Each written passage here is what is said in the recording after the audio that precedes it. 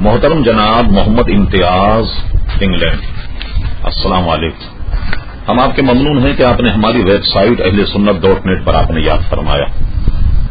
آپ نے ایک سوال یہ فرمایا،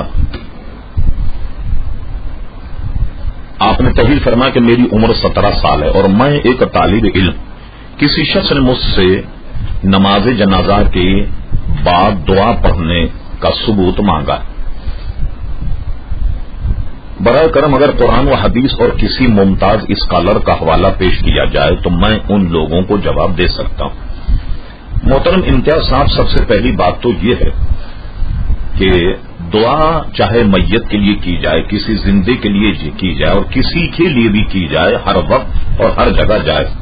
ارشاد باری تعالیٰ ہوا قرآن مجید فرمان ادعونی استجب لکم، تم مجھ سے مانگو میں تمہیں عطا کروں گا۔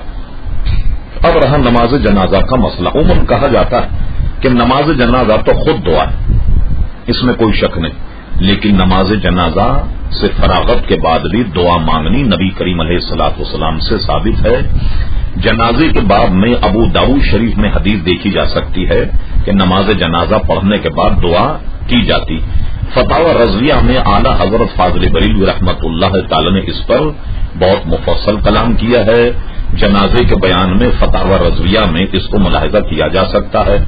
اعلی حضرت امام اہل سنت فاضل بریلوی رحمۃ اللہ تعالی علیہ ابو داؤد شریف اور اسی قسم کی کئی حدیثوں سے اس میں استدلال کیا۔ محترم جناب امتیاز صاحب، آپ ذرا عقل سے بھی غور فرمائیے کہ نماز جنازہ پڑھنے کے بعد میں دعا کس سے کی جاتی؟ اللہ تبارک و تعالیٰ سے کی جاتی۔